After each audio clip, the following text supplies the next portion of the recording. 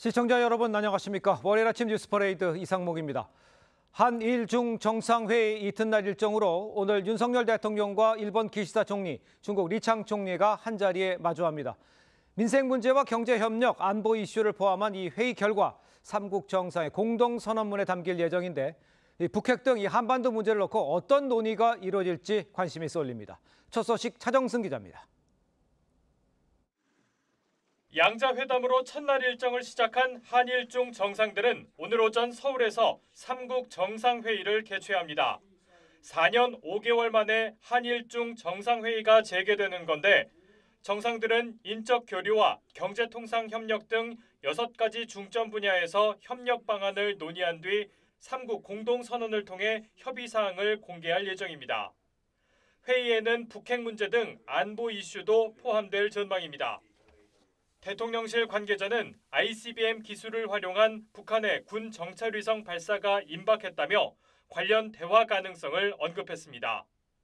한일중 정상은 회의에 이어 함께 삼국 경제인들도 만날 예정입니다.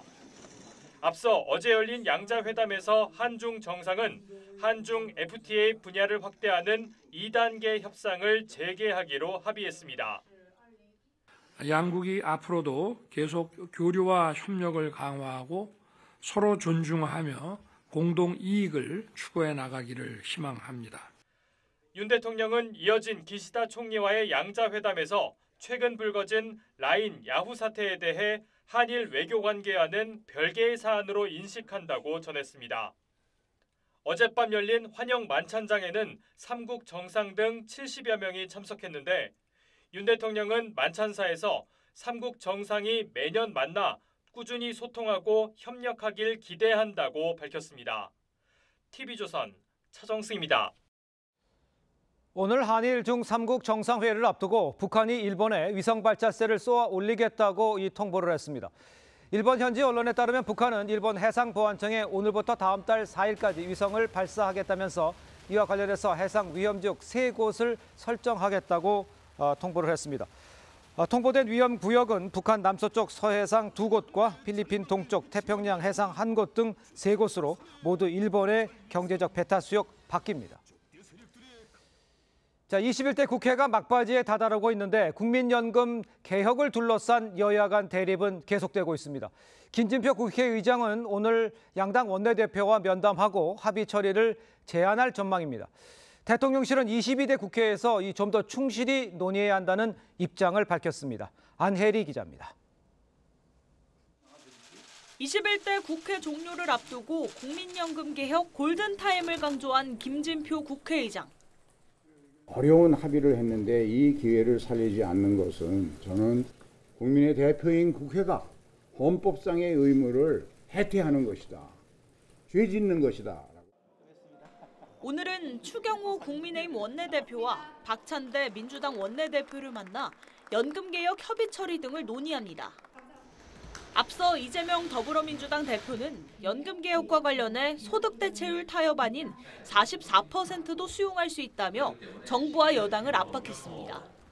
김 의장도 이번 국회가 끝나기 전 소득대체율과 보험료율 모수 개혁을 먼저 하고 22대 국회에서 구조개혁을 추진하자며 특검법 등을 처리할 28일을 전후해 연금개혁안 처리를 위한 원포인트 회의를 열 것을 제안했습니다. 대통령실과 국민의힘의 입장은 다릅니다.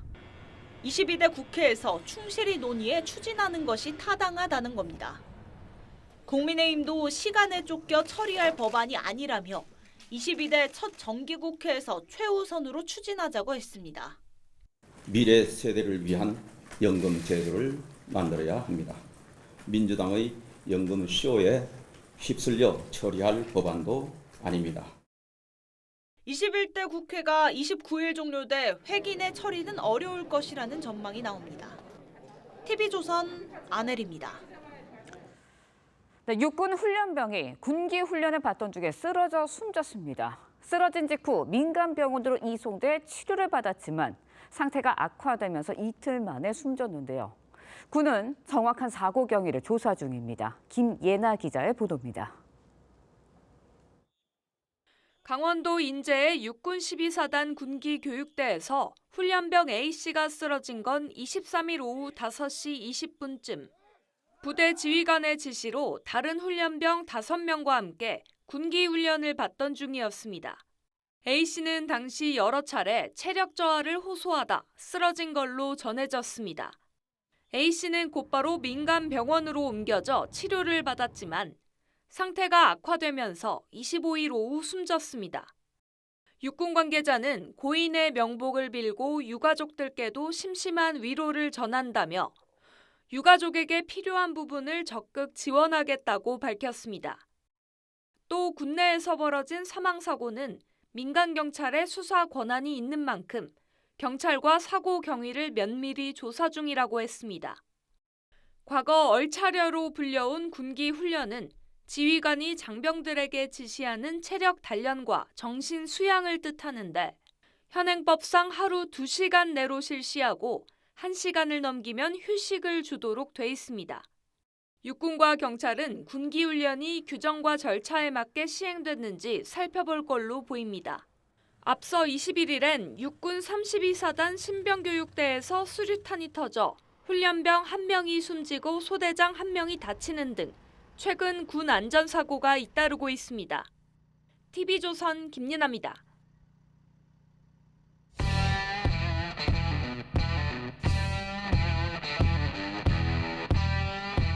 거기 앞으로도 계속 교류와 협력을 강화하고 총리님과 서울에서 다시 뵙게 되어 더욱 반갑습니다.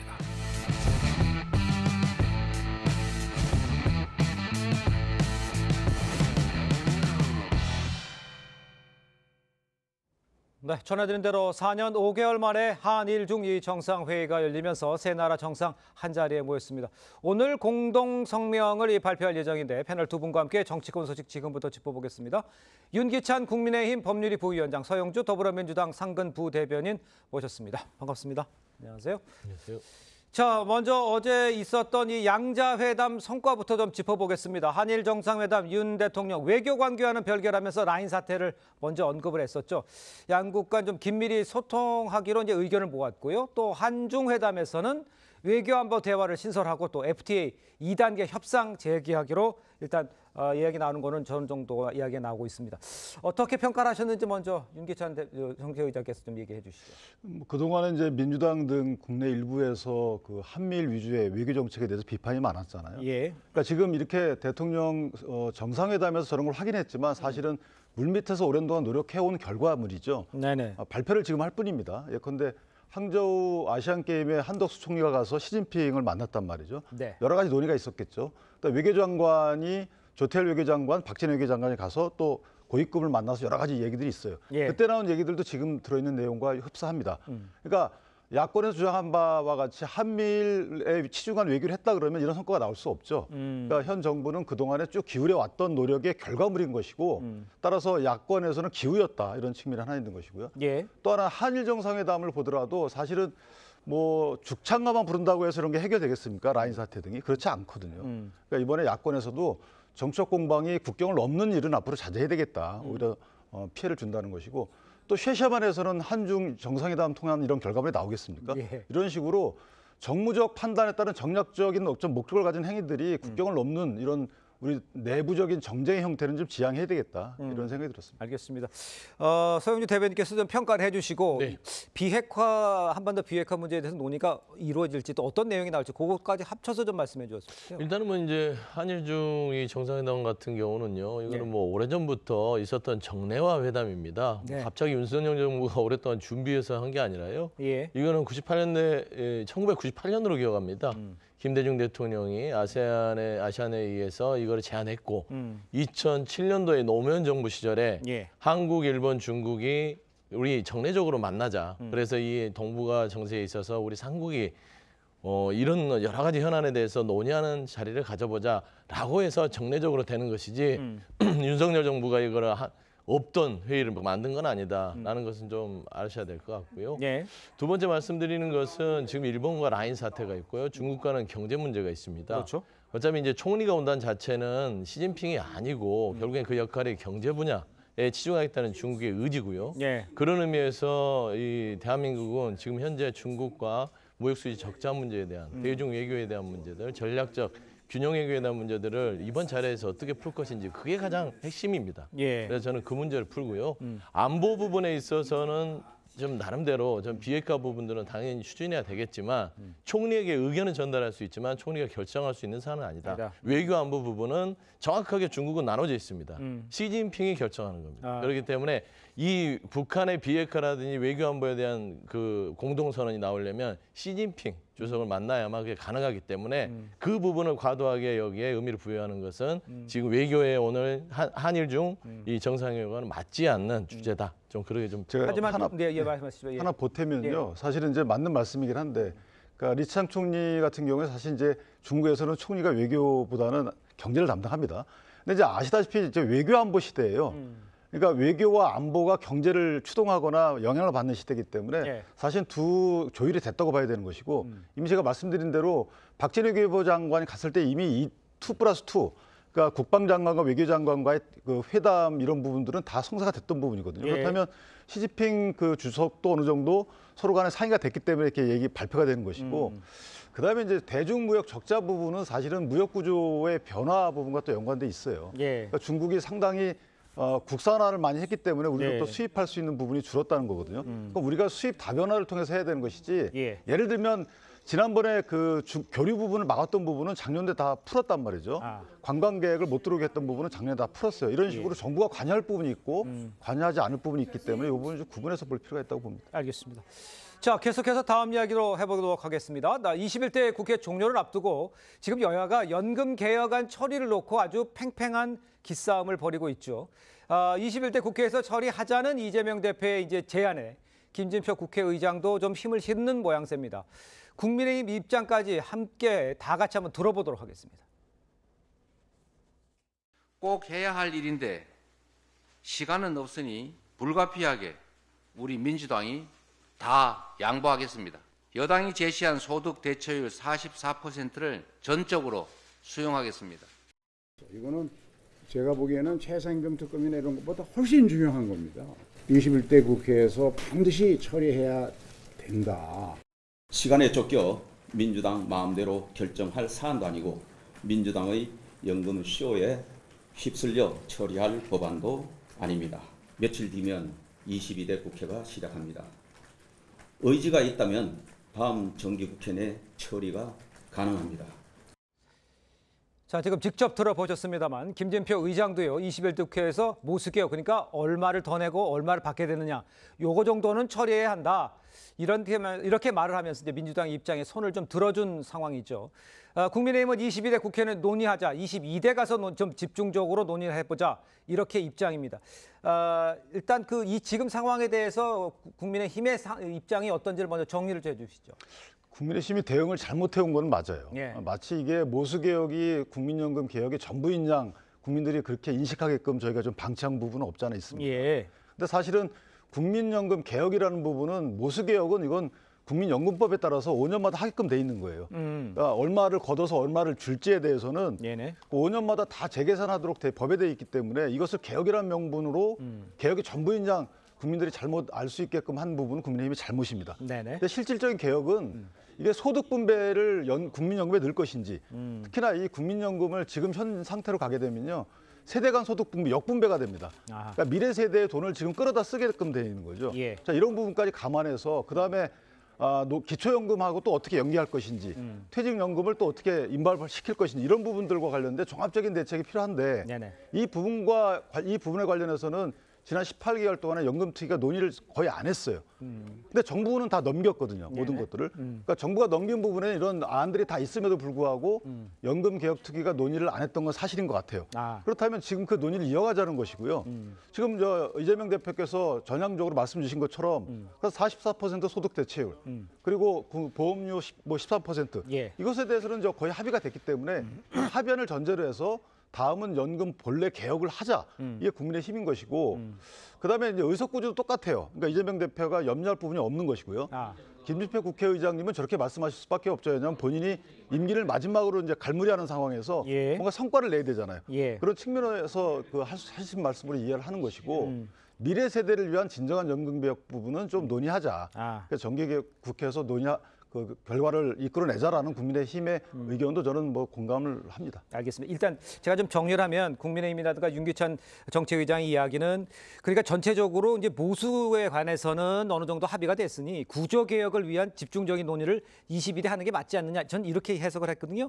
어떻게 생각하십니까? 그 계획은? 그게 상식적이지 않잖아요. 뭐 어디가 상식적이냐? 그러니까 이 연금개혁이라는 부분들은 모수개혁 부분이 있고 구조개혁이 있는데 예. 모수 구조개혁을 다 한꺼번에 하자는 게 지금 국민의힘이 22대로 미루자는 겁니다. 그렇죠. 근데 잘 생각해 보세요. 예. 21대 때 논의됐던 연금특위에서 18개월을 논의했습니다.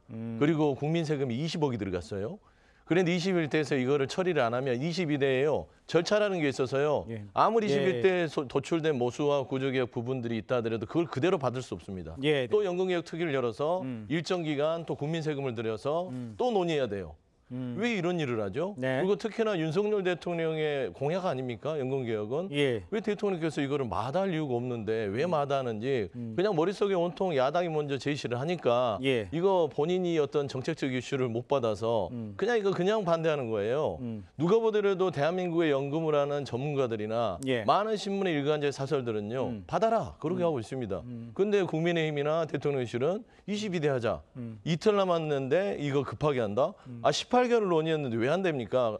그다음에 윤 위원장께서 얘기하듯이 모수개혁 자체는 법률상 5년마다 하게 돼 있어요. 예. 근데 27년 동안 이거를 묶어왔던 겁니다. 근데 윤석열 정부 들어서 이거를 논의해서 나름대로 여야가 이거 모수개혁을 야당에서 44% 양보하겠다잖아요. 네. 그러면 대통령이 얼마나 좋습니까? 본인의 공약이 21대 처리되는 거잖아요. 그런데 그 1% 차이 때문에 이건 안 된다. 김진표 의장도 얘기하는 게 그러면은 합의된 모수개혁이라도 하자라는 거잖아요. 예. 그럼 22대 때 구조개혁을 논의하자. 예. 합리적이잖아요. 모수개혁만 하게 되면 이제 그 구조개혁으로 가는데 동력이 좀 떨어지지 않냐. 뭐 이런 것들이 국민의힘의 입장인 것 같아 보입니다. 그렇죠. 지난 2018년도에도 또 5년마다 한 그 시기였는데 네. 그때도 사지선다로 문재인 정부에서 냈잖아요. 그러니까 동력이 떨어지잖아요. 그러니까 네. 쉽게 말하면 모수개혁만 하게 되면 국민개혁 다 한 거구나라고 해서 그다음에 또 선거가 있기 때문에 사실 이번 기회에 모수개혁 플러스 원래 본래의 개혁까지 하자라는 게 국민의 입장이고 대통령 공약이고 저희가 마다할 이유가 없어요. 그러나 실제 개혁을 하자는 것이지 법에 따른 국민연금에 따른 뭐 모수개혁만 해가지고 예. 개혁인 양 포장해서 가지는 말자라는 취지 주장. 아니 근데 그 개혁의 그 솔직히 과실은 윤석열 대통령이 먹는 거예요. 그리고 모수개혁은 말씀하신 대로 27년을 정치권이요 보험료과 소득 대체율 때문에 이거를 많이 걷고 적게 줄까 봐 이거를 눈치 보느라고 안 올렸던 겁니다. 네. 그럼 모수개혁이라도 이번에 21대 해놓으면 이걸 가지고 논의하고 구조개혁을 이 부분에 대해서 모수개혁이 나름대로 27년만 됐으니 예. 그다음에 나서 5년 뒤에 또 모수개혁하면서 구조개혁하면 되잖아요. 예, 알겠습니다. 이게 너무 상식적이지 않습니까? 일단 이제 뭐 김진표 의장이 이제 원내대표 오늘 뭐 회의를 해서 합의 처리를 하는 방안을 모색을 한다니까요. 뭐 접점을 찾을지 한번 지켜보도록 하고요. 다음 이슈로 좀 넘어가 보도록 하겠습니다. 내일 국회 본회의에서 해병대 특검법 이 재표결이 진행될 예정이죠.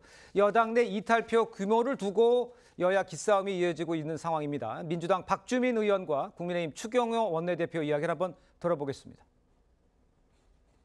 개인적으로 제가 7명 정도를 접촉하겠다고 말씀드렸어요. 7분 중에 6분을 제가 만났습니다. 6분 중에 절반 정도가 심각하게 고민을 해보겠다. 남은 기간에 왜 우리가 이렇게 처리하면 안 되는지에 관해서 지속적인 또 대화를 별도로 해나갈 생각입니다. 자, 지금까지 이제 김웅, 안철수, 유이동 의원에 이어서 최재형 의원이 네 번째 해병대 특검법 찬성 입장을 밝혔습니다. 지금 그 당에서는 어느 정도 예상을 하고 있고 어느 정도 숫자가 나오는 게 의미가 있는 거고 뭐 이런 생각하는 점들이 좀 있나요? 그러니까 뭐 17명 정도가 나오면 이제 가결이 그건, 된다는 네, 거잖아요. 네. 그러니까 그건 제가 볼 땐 불가능한 일이고 저렇게 공개적으로 찬성하시는 분들의 말씀은 네네. 진상규명에 동의한다라는 취지로 보여지고요. 네. 지금 민주당에서 저 특검법을 만들어서 통과시키려고 하는 이유가 대통령 탄핵이라고 저는 해석을 하거든요. 그럼 대통령 탄핵을 찬성하시면 되는 거고요. 대통령 탄핵을 반대하면 된다라고 생각을 합니다. 왜냐하면 예. 저게 수사를 막는 게 아니잖아요. 그다음에 특검을 종국적으로 안 하겠다는 것도 아닙니다. 원래 시스템대로 공수처가 수사하고 그게 미즈나무 특검을 그때 하자라는 본래의 주장을 하는 거기 때문에 예. 만약 공수처가 객관적인 수사를 하고 있음에도 불구하고 주관적인 민주당 위주의 특검 검사를 임명해가지고 한다. 예. 오히려 더 비중립적이잖아요. 그런 식의 좀 왜곡된 특검은 지금은 하면 안 된다는 취지고 네네. 민주당이 특검을 이럼에도 불구하고 특검을 주장하는 것은 대통령 탄핵의 진정한 목적이 있기 때문에 지금 특검 법안에 찬성하는 분들은 대통령 탄핵을 염두에 둔 분들이다.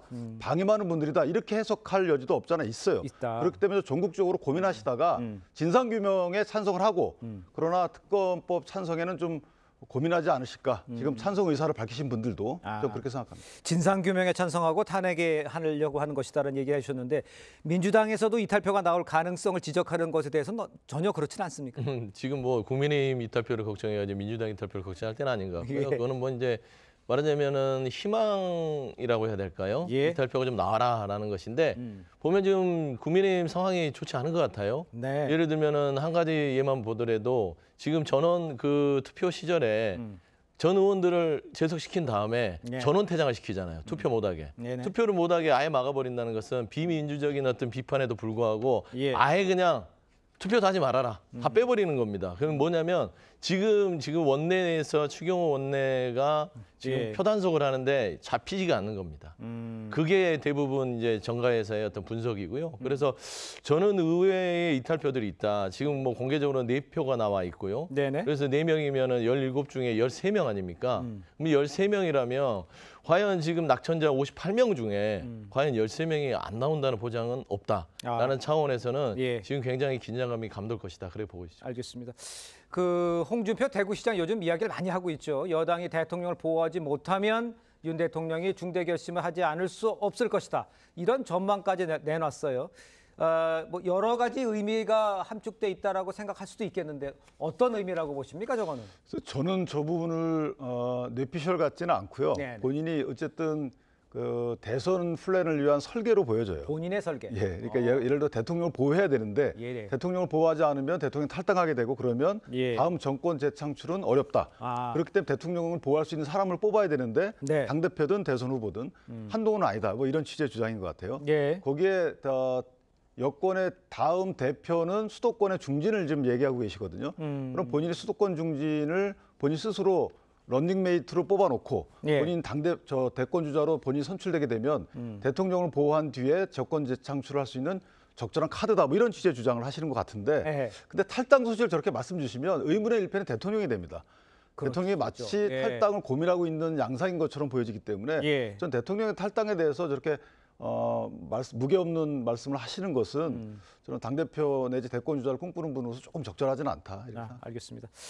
자, 다음으로 여야 소식도 함께 짚어보겠습니다. 민주당에서는 국회의원 원내대표 경선에 이 당원 투표를 반영하는 문제를 두고 갈등이 벌어지는 양상입니다.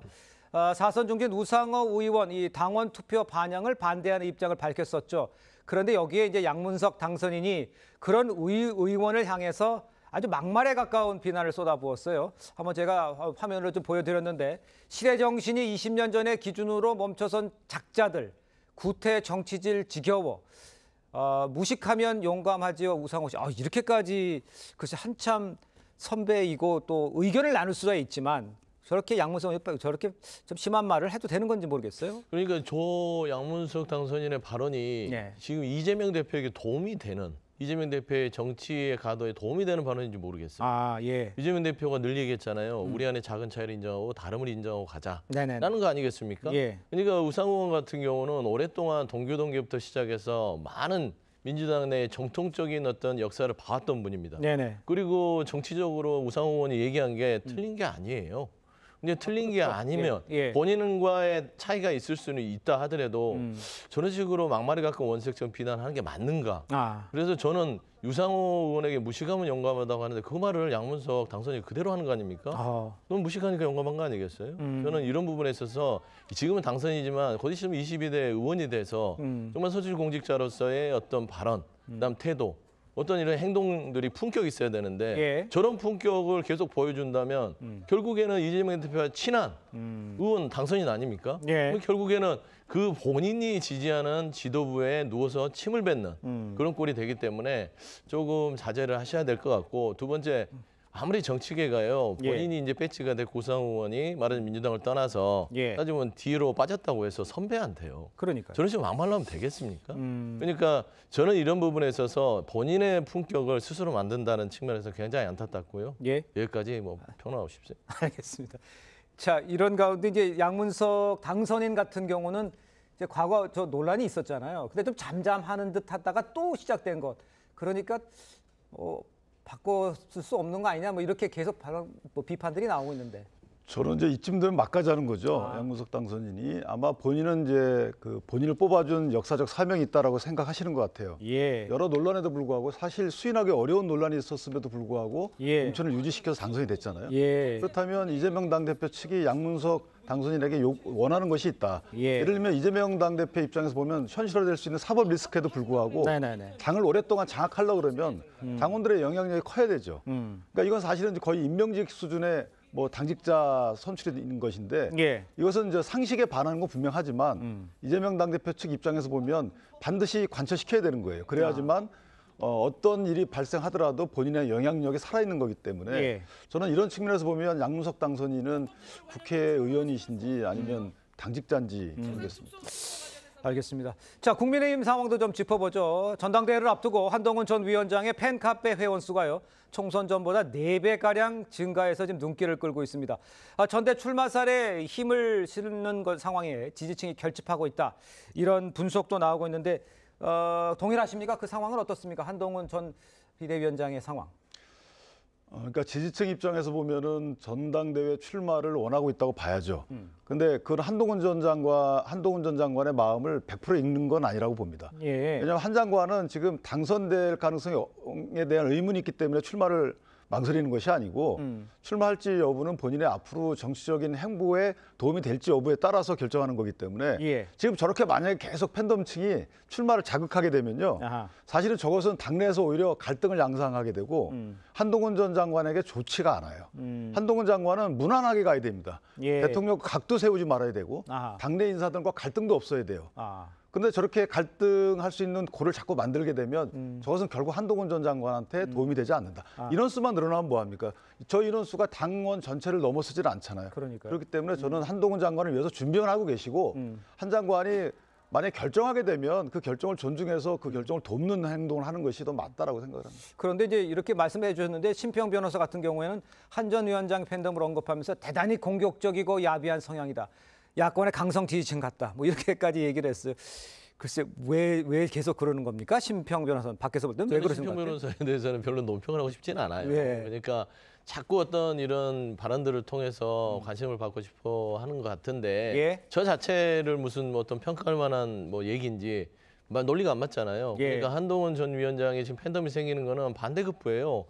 보수층에 있는 많은 지지층 중에 윤석열 대통령의 국정 운영에 실망한 사람들, 그다음에 국민의힘의 친윤 위주의 어떤 그 요용산의 출장소라는 그런 실망감 속에서 결국에는 그 대안이 한동훈 전 위원장이다 가는 거예요.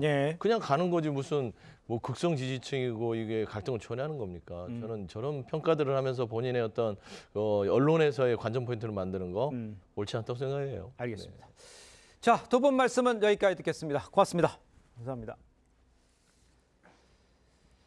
네, 법무부가 이르면 오늘 검찰 중간 간부 인사를 발표합니다. 이 공석인 중앙지검 이 차장검사 4명 자리가 새로 임명이 되면서 김건희 여사 관련 수사 지휘부가 결정이 됩니다. 문재인 전 대통령의 전 사위 의혹을 수사 중인 전주지검 중간 간부들도 인사 대상이어서 이 교체 여부가 주목됩니다. 권형석 기자입니다. 법무부는 지난 24일 검찰 인사위원회를 열고 검찰 중간 간부 인사 기준을 결정했습니다. 인사 시기라든지 원칙에 대해서 위원님들하고 같이 논의해서 의결을 했습니다. 승진 등을 이유로 비어있는 자리는 채우되 차장 부장검사로의 승진은 최소화할 방침입니다. 문제는 정치적으로 예민한 사건을 지휘하는 중간 간부들의 교체 여부입니다. 4명의 중앙지검 차장검사들은 새로 임명해야 하고 김 여사 명품 수수 논란 수사팀장 격인 중앙지검 형사 1부장과 도이치모터스 사건을 맡고 있는 반부패 2부장은 인사 대상입니다. 검찰 내부에서는 검사장, 차장검사와 달리 부장검사가 바뀌면 수사에 차질이 빚어질 수밖에 없다며 여론을 감안해서라도 김 여사 사건 담당 부장 가운데 한 명 이상은 유임될 가능성이 높다는 관측이 나옵니다. 문재인 전 대통령의 전 사위 특혜 채용 의혹을 수사 중인 전주지검과 쌍방울 대북 송금 사건 등 더불어민주당 이재명 대표 관련 사건을 지휘하는 수원지검 간부들은 교체 가능성이 높다는 전망입니다. 인사 발표가 나는 중간 간부들은 다음 달 3일쯤 부임할 전망입니다. TV조선 권영석입니다. 네, 구속 수사를 받고 있는 가수 김호중 씨 관련 소식 전해드립니다. 김 씨의 음주운전 혐의를 규명하기 위해 수사를 집중하고 있는 경찰은 정확한 음주량을 측정하기 위해 위드마크 공식을 적용할 계획인 것으로 전해졌습니다. 또 김 씨의 과거 학교 폭력 의혹을 제기한 유튜버가 살인 예고를 당했다며 게시물 작성자들을 경찰에 고소하기로 했습니다. 신유만 기자의 보도입니다. 김호중 씨는 음주 뺑소니 사고 이후 17시간이 지난 뒤에야 경찰에 출석했습니다. 이 때문에 사고 당시 정확한 혈중 알코올 농도 측정이 불가능해 구속영장에도 음주운전 혐의는 빠졌습니다. 경찰은 구속 수감 중인 김 씨를 상대로 정확한 음주량을 추궁하고 있습니다. 김 씨는 지난 21일 경찰 조사에서 소주 10잔 이내를 녹차와 섞어 마셨다며 만취 상태가 아니었다고 진술했습니다. 새벽 마셨더니 직원 진술이 있는데 거짓말한 건가요? 경찰은 음주량과 마신 술의 종류를 토대로 혈중 알코올 농도를 알아내는 위드마크 공식을 적용할 계획입니다. 유흥업소에서 김 씨가 소주 3-4병을 마셨다는 종업원 진술과 앞서 식당과 스크린 골프장에서도 상당량의 술을 마셨다는 CCTV 증거를 확보한 상태입니다. 김 씨의 1차 구속 시한은 다음 달 3일까지로 경찰은 음주운전과 함께 증거인멸 혐의를 확인해 김 씨를 검찰에 넘긴다는 방침입니다. 이런 가운데 지난 23일 김 씨의 과거 학교 폭력 의혹을 제기했던 유튜버에 대해 다수의 살인 예고 글이 인터넷에 올라온 것으로 확인됐습니다. 해당 유튜버는 문제의 게시물들을 경찰에 신고했고 작성자를 고소할 계획이라고 밝혔습니다. TV조선 신유만입니다. 네, 앞서 전해드린 대로 이르면 오늘 검찰 중간간부 인사가 발표될 예정입니다. 네, 관련 내용 정혁진 변호사, 장윤미 변호사와 함께 자세히 짚어보도록 하겠습니다. 안녕하십니까? 안녕하세요. 네, 반갑습니다. 자, 검찰 중간간부 인사 중에 가장 주목이 되는 것 김건희 여사 관련 수사팀의 교체 여부입니다. 수사가 진행 중인 상황에서 차장검사와 부장검사 바뀌면 수사에는 어떤 영향을 미치는지 예상은 하실 수가 있는가요? 일단 검찰은 직급이 조금 이상해가지고요. 예. 부장검사 위에 차장검사가 있고 차장검사 위에 검사장이 있는데 예. 지난번 검찰 인사 때 중앙지검장과 중앙지검의 1, 2, 3, 4차장까지 모두 다 교체되지 않았습니까? 네. 그러니까 이번에 그 부장까지 교체된다라고 하면은 완전히 새로운 팀으로 수사를 하고 그리고 기소 여부를 결정하겠다라고 하는 건데 그런데 지금 김건희 여사 관련해서는 형사 1부하고 반부패 2부가 조사하고 있단 말이에요. 그렇죠. 그런데 이 부장들이 그 부임한 지가 작년 9월이니까 그렇게 오래되지도 않았습니다. 그래서 과연 진짜로 이 부장검사들까지도 교체될 것인지 여부가 오늘 좀 주목되는 것이 아닌가 싶습니다. 네, 말씀하신 대로 관심은 이제 김건희 여사 수사 라인의 인사 관련한 거거든요. 비판 여론 의식해서 검찰에서는 법무부에 그 부장검사 라인의 경우에는 유임 의사 전달했다라는 보도가 나오고 있고 유임될 거다라는 관측도 나오고 있는데 법무부가 어떤 결정 내릴 거라고 보세요? 아마 인사 내기는 쉽지 않을 겁니다. 그러게요. 지금 짚어주신 대로 지난 9월 정기 인사 때 부장 라인은 이미 이제 교체가 됐던 바가 있고요. 네. 지금 그 위에인 차장검사 1차장부터 서울중앙지검의 4차장까지 전격적으로 교체했을 때도 검찰 내부의 반발 기류도 상당히 많았습니다. 네. 또 하나는 외부에서도 이게 김건희 여사의 명품백 수수 사건과 관련해서 내지는 도이치모터스 사건과 관련해서 수사 라인을 교체한 건 전례가 없는 일이다라는 비판 여론이 상당히 나왔었기 때문에 이번에 정말 수사 일선에서 지휘를 하는 부장 라인까지 교체를 하고 인사난 지 8개월밖에 되지 않은 시점에서 한다. 이 부분은 일단 검찰 내부에서 상당한 부담이 된다는 점, 그리고 검찰총장이 이미 한번 법무부 장관과 인사를 두고 갈등을 사실상 노정시킨 적이 있습니다. 이 부분에 제2라운드가 발생한다는 건 정치적으로도 상당한 부담이 될 수밖에 없기 때문에 아마 부장 검사 라인과 관련해서는 인사를 최소화하거나 지금 인사 그대로 가져갈 것으로 보입니다. 알겠습니다. 자, 이런 가운데 아까 리포트에서도 언급이 됐습니다. 문재인 전 대통령의 사위였던 이 서모 씨의 이 특혜 채용 의혹 수사팀 교체될지 이것도 좀 관심입니다. 어떻게 예상을 하세요? 글쎄요, 2018년 3월에 네네. 그 서모 씨가 토리게임즈를 퇴사해요. 그런데 그달에 이상직 씨가 중진공의 이사장으로 임명이 됩니다. 네. 그리고 난 다음에 2018년 8월 9일 약 한 5개월쯤 뒤에 이상직 씨가 실소유주로 있는 타이 이스타젯의 전무로 서 씨가 또 임명이 된단 말이죠.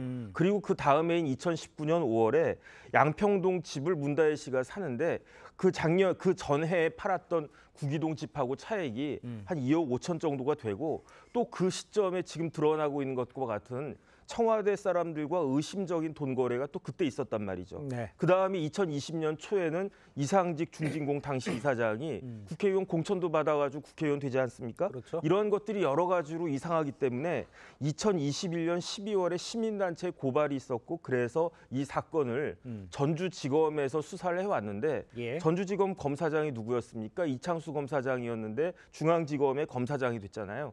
그런데 이제 이창수 검사장이 지금 이 수사를 맡고 있는 전주지검의 이승학 부장을 서울중앙지검으로 좀 데리고 왔으면 좋겠다 이런 상황이기 때문에 예. 그렇기 때문에 이 수사가 그냥 전주에서 쭉 하고 있을 것인지 아니면 서울로 가져올 것인지 요번 이제 검찰 인사와 더불어서 이 수사팀도 어떻게 될 것인지가 좀 궁금하다는 그런 생각이 듭니다. 그렇군요. 네, 예. 이번에는 가수 김호중 씨 관련 이야기 해보도록 하겠습니다. 결국 이제 경찰이 음주운전 혐의 입증하냐 마냐 이거인 것 같습니다. 이때까지 경찰이 뭐 할 수 있었던 거는 CCTV 뭐 그거 이제 확보한 거고요. 그다음에 위드마크 공식 채용하기로 적용하기로 했다. 뭐 여기까지 나왔고 이제 추궁한다. 뭐 이거 여기까지 나왔는데 결국은 이제 사건 당시에서 혈중 알코올 응도를 정확하게 측정할 수 있냐 이 부분인 것 같습니다. 예. 가능한가요? 이게 실질적으로 상당히 어려운 부분이 있습니다. 이른바 이제 위드마크 공식이라고 하는데 그게 실질적으로는 추정치인 거예요. 그러니까 누군가가 술을 먹은 것으로 강력하게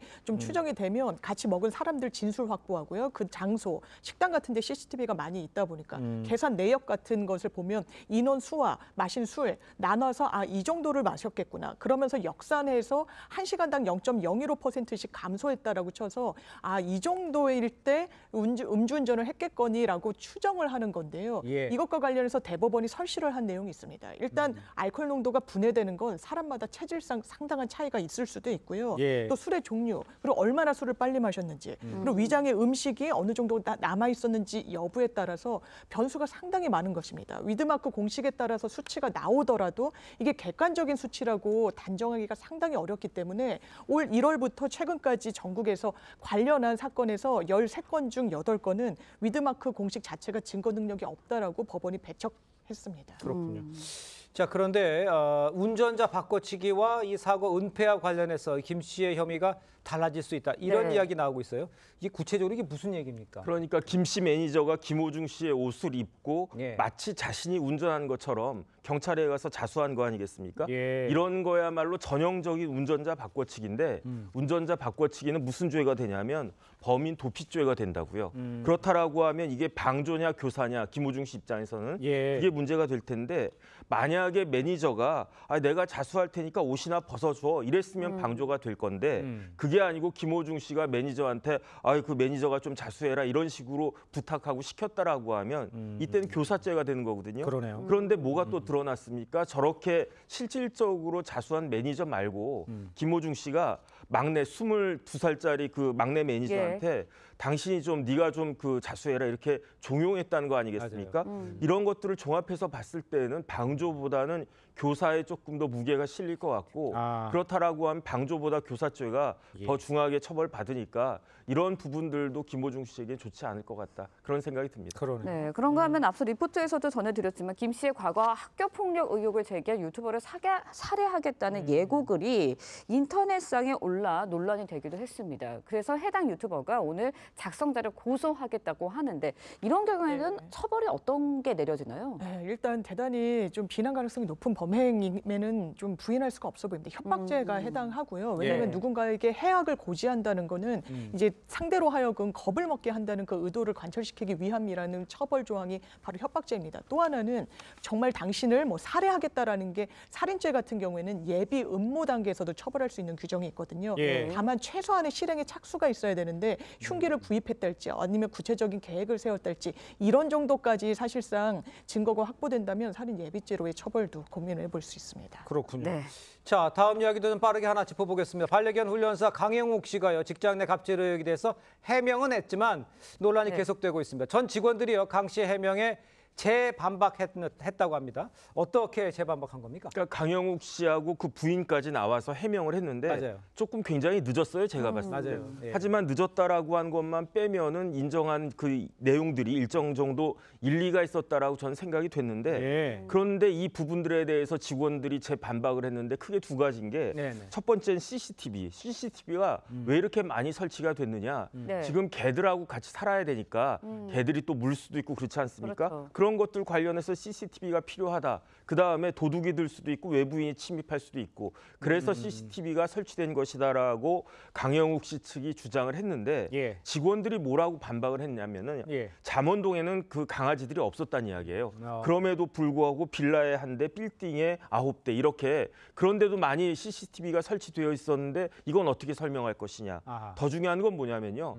강영욱 씨가 이렇게 폭언하거나 그러지 않는다라고 이야기를 했는데 그런데 직원들은 녹취록이나 녹취 파일도 가지고 있으니까 이걸 공개할 수 있다. 이런 식으로 이야기를 하니까 조금 더 지켜봐야 되는 것이 아닌가 하는 생각이 듭니다. 그러네요. 알겠습니다. 자, 두 분 말씀 여기까지 듣겠습니다. 고맙습니다. 고맙습니다.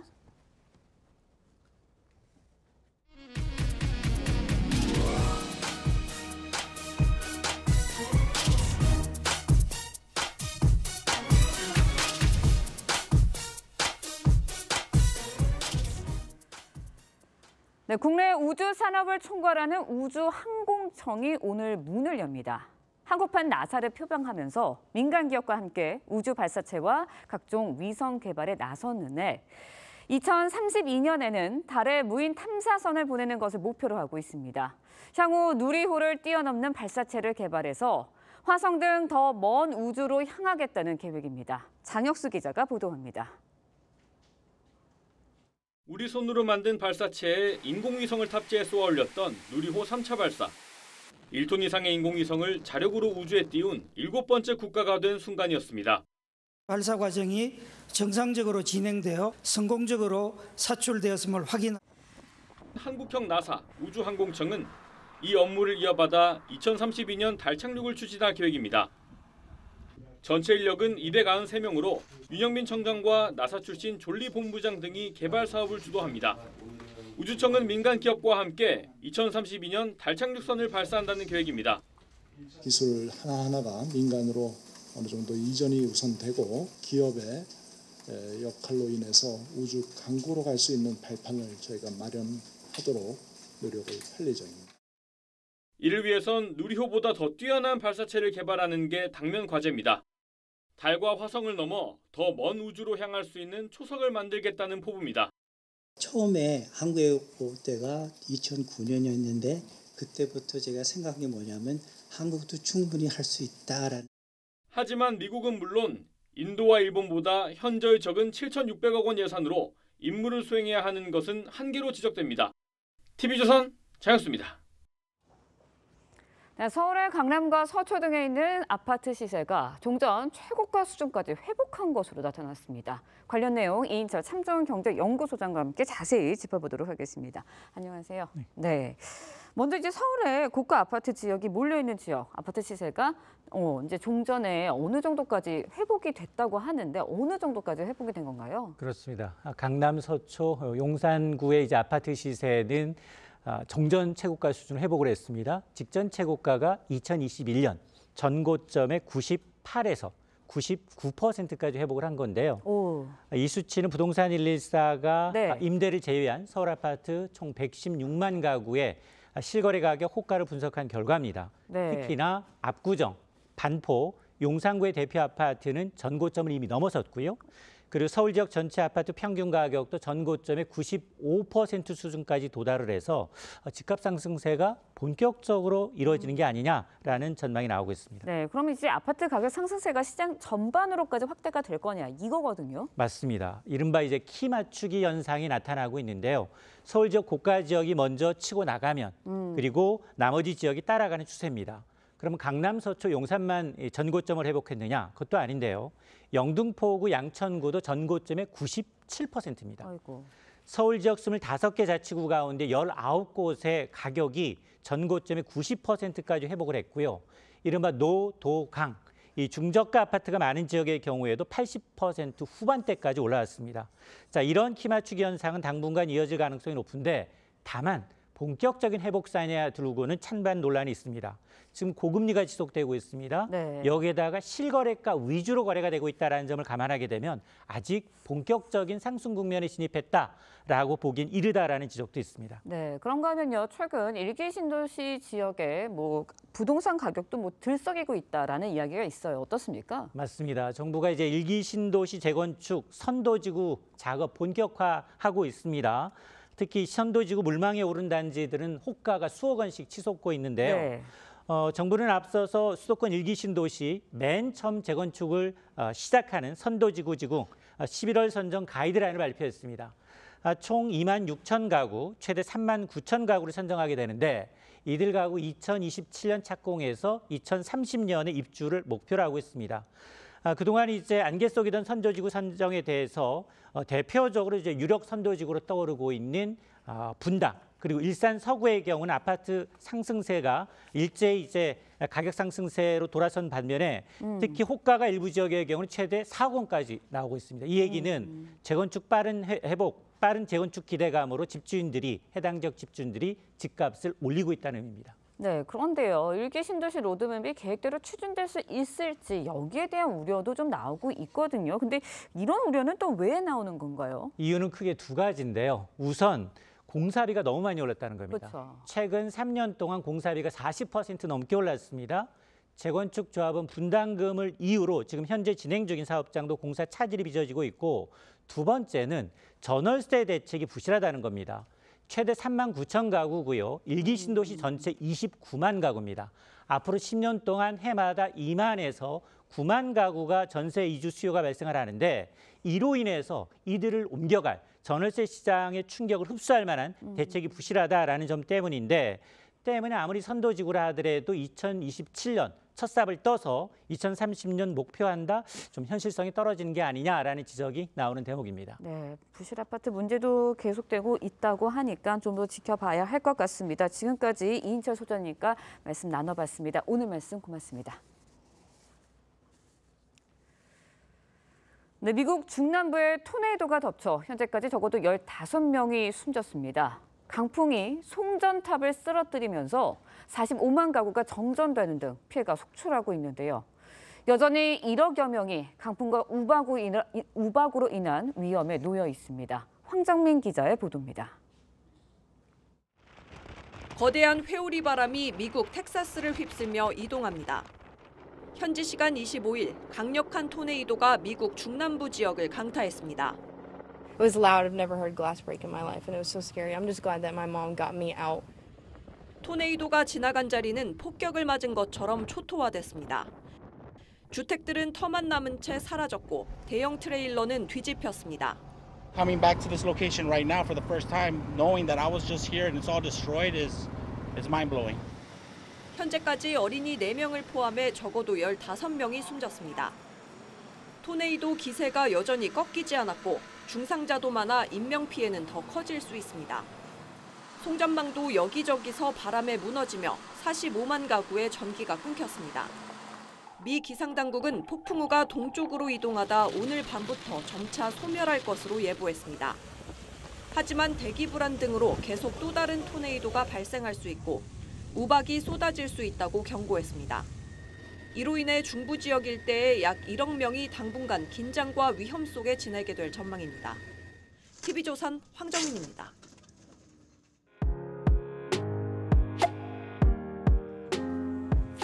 렌즈에 담긴 그 순간 그 의미를 짚어보는 시간이죠. 사진 기자가 선택한 아침의 한 장입니다.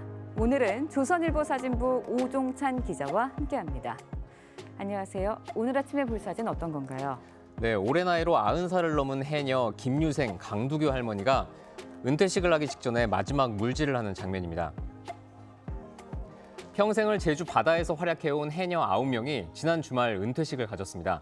현장의 생생한 모습들 함께 만나보시죠. 마지막으로 물질을 한 두 해녀가 바다에서 나오며 활짝 웃었습니다. 지난 25일 제주 한림읍 귀덕 1리에서 9명의 해녀들이 은퇴식을 가졌는데요. 90대 2명을 포함해서 막내 해녀의 나이가 79세였습니다. 은퇴식에서 이들에게 공로상이 수여됐고 옛 해녀복을 맞춰 입고 함께 기념사진도 찍었습니다. 네, 이렇게 해녀 은퇴식이 열린 게 처음이라고 하던데 평생을 바다와 함께했던 해녀들이 은퇴하는 심정 어떨지 궁금하네요. 네, 최고령 92살 김유생 할머니는 15살 때부터 해녀로 살아오면서 5명의 자녀를 키웠다고 합니다. 그는 죽으면 바다에 뿌려달라며 죽어서도 물질을 하며 살겠다고 말했습니다. 제주 해녀는 유네스코 인류 무형 문화유산에 등재될 정도로 세계적으로 관심이 많은데요.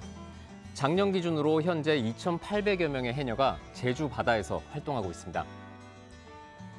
이런 소중한 문화유산이 잘 보존될 수 있는 환경이 만들어졌으면 좋겠습니다. 지금까지 아침의 한 장이었습니다. 밤사이 비는 그쳤지만 바람은 강하게 불겠습니다.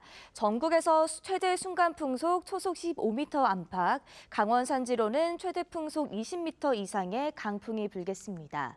비구름 뒤로 북서쪽에서 찬 공기가 내려와 오늘은 다소 서늘하겠는데요. 낮 기온도 23도에 머물며 어제보다 낮겠고 평년 기온을 2도가량 웃돌겠습니다. 내일 낮부터는 기온이 다시 오름세를 보이겠습니다. 오늘 전국 하늘에 구름이 많겠고 제주는 흐린 가운데 아침까지 5mm 미만의 비가 조금 더 이어지겠습니다.